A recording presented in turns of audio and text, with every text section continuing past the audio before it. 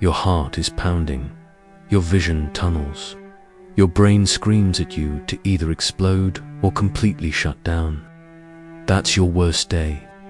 And your modern, civilized mind is the worst possible tool to handle it. It's flooded with cortisol, blinded by panic, and obsessed with finding someone to blame. But what if you could flip a switch? What if you could access a deeper, older, and brutally effective operating system? One that wasn't built for comfort, but for survival. Today, we're not going to talk about positive thinking. We're going back to basics. This is the caveman's guide to surviving and ultimately conquering your worst day. Okay, let's set the scene. Your worst day has just hit. What's the first thing your modern brain does? It doesn't help you. It attacks you. It starts spinning a story, and it's a terrible story. It goes like this. This is a disaster. This is going to ruin everything. This is all my fault. Or better yet, it's all their fault. It catastrophizes. It blames. It ruminates. This is your prefrontal cortex, the part of you that worries about tomorrow. It's going into meltdown. It's like your computer's fans start spinning so fast it overheats and crashes the whole system. That panic, that feeling of being completely overwhelmed and powerless. That's the crash now, cut to 40,000 years ago. Our caveman Grok hears a rustle in the bushes. A saber-toothed tiger emerges. What does Grok's brain do? It does not start wondering, did I leave the fire on back at the cave? No. His brain performs a miraculous, simple, and brutal treatment. It strips away every single non-essential piece of information. It funnels all of his energy and focus into one question, and one question only: survive. Now, how? That shift is the single most important skill you can learn. It's about changing the channel. And to do that, you need to perform what I call a primordial reset. So how do we force this reset? You don't do it with thought. You do it with sensation. You anchor yourself in the only thing that is real, the physical right now. The very first, most brutal tactic is this: drop the story immediately. The story is everything your mind is adding to the actual event. The what-ifs, the blame, the shame. Your job, the moment you feel that spiral starting, is to literally say to yourself, out loud if you have to, stop, drop the story. It sounds too simple. It's not. It's a conscious interruption of the neural pathway that's leading you off a cliff. Once you've interrupted the pattern, you need to ground yourself. I want you to stop everything and mentally, or even better, out loud list 5 things you can see. Not just see, but really notice. The grain of the wood on your desk, a smudge on your screen. For things you can feel. The texture of your shirt on your skin. The cool air entering your nostrils. The solid weight of your body in the chair. 3 things you can hear. The hum of the refrigerator. A distant car. The sound of your own breathing. You are not in the catastrophic future. You are here, in this room. This is your environment. Assess it. This is the first step to surviving it. Now, why does this work? It's because you're speaking your brain's primal language. You are forcing your brain into a state of environmental assessment, which is a state of calm, focused control. You are telling your amygdala, I am scanning the territory. I am handling it. You can stand down. This stops the tsunami of cortisol and adrenaline. It creates a tiny space between the trigger and your reaction. And in that space, you find your power. You find choice. This isn't about positive affirmation. It's about ruthless honesty with your immediate reality. Is there a tiger in this room? No. Is my heart pounding? Yes. Am I physically safe in this exact second? Probably yes. That is the baseline. Mastering this primordial reset is the foundation. It's the mental equivalent of stopping the bleeding. It prevents the initial injury from becoming fatal. It makes whatever comes next possible. And once you've stopped the mental bleeding, once you're back in the room, that's when the real work begins. All right, you've performed the primordial reset. You've dropped the story. You're back in the room.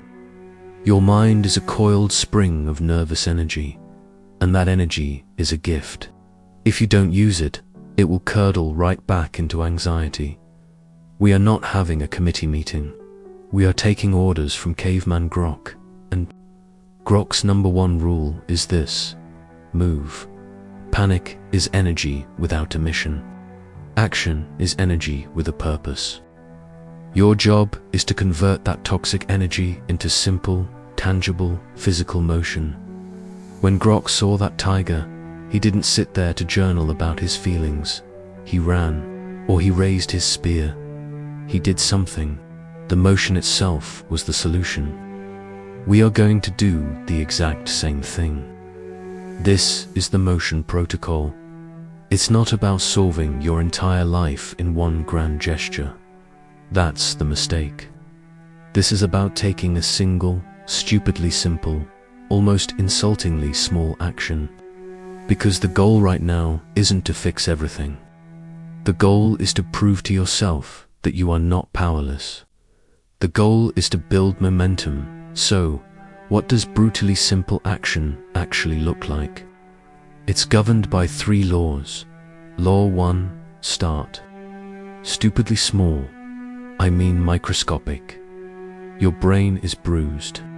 The action must be so simple that failure is impossible. Did your entire project just explode? The action is, open a new blank document and name it Plan B. Did you have a devastating argument? The action is, walk outside and stand in the sun for 60 seconds. It is not the grandeur of the action that matters. It is the fact of the action. Law 2, use gross motor skills. Engage your big muscles. Your primal brain understands this language. Stand up, stretch, do 5 push-ups, pace, go for a 2-minute walk. This isn't about fitness, it's about physiology. Burning off cortisol and signaling to your body that you are responding to the threat. Law 3, momentum begets momentum. That first small action is a push on a giant flywheel. Naming that document makes it easier to then write the first bullet point. Washing your face makes it easier to then get a glass of water. You are building a chain of tiny victories, and on your worst day, a tiny victory is a monumental achievement. Let's get practical. Your worst day is here. What is your first action? The perimeter check. Literally walk through your living space. Check the locks on the doors. Look out the windows. You are securing your den.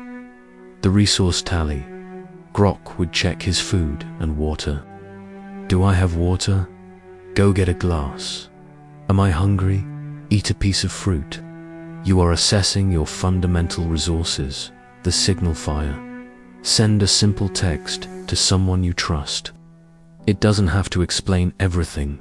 Having a really tough day. That's it. You are sending a signal to your tribe.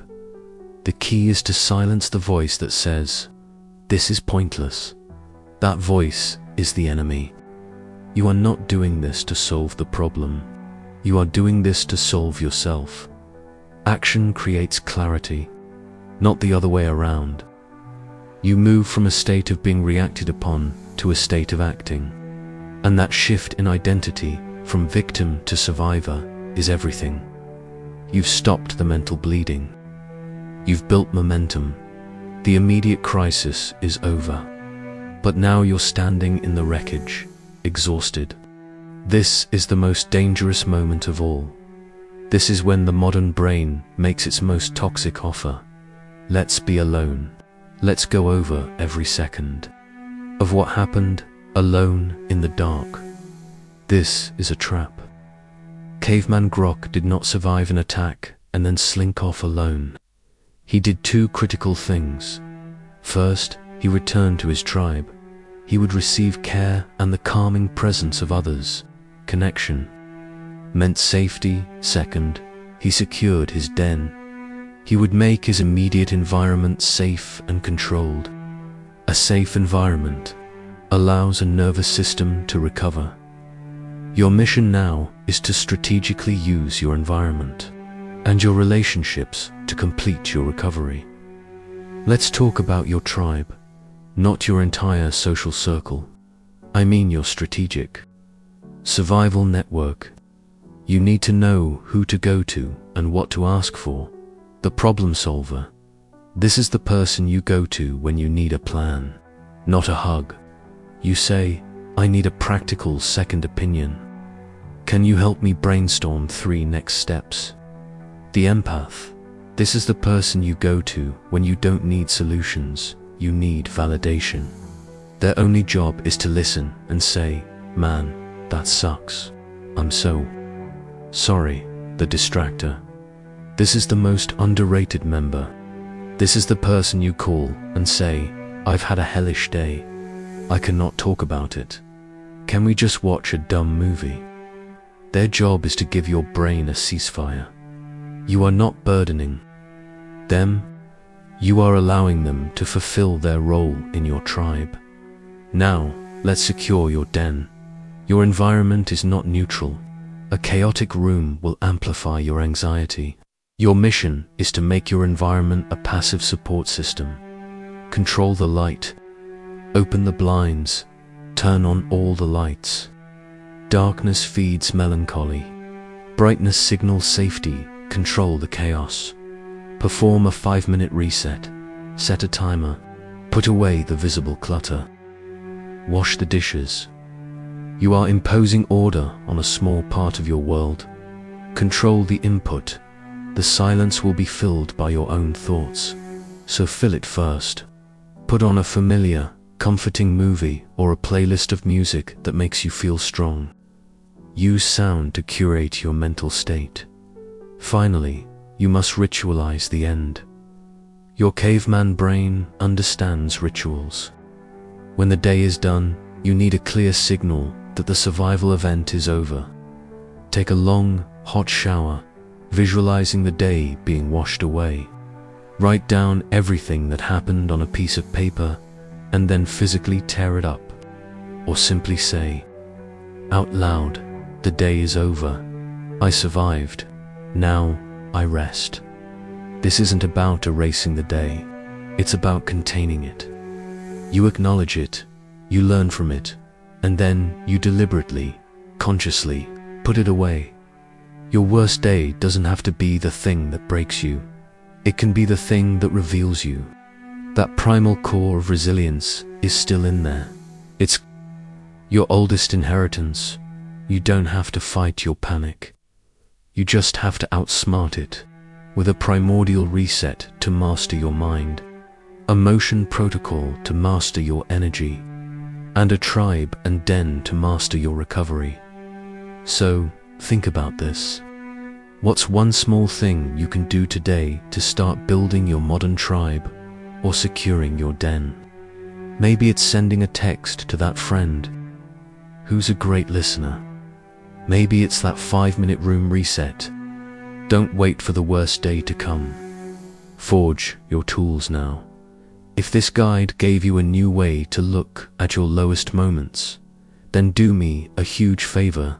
Hit that like button. It tells the algorithm that this is useful stuff.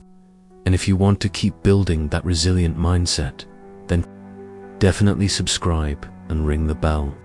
We're building a tribe here of people who refuse to be defeated.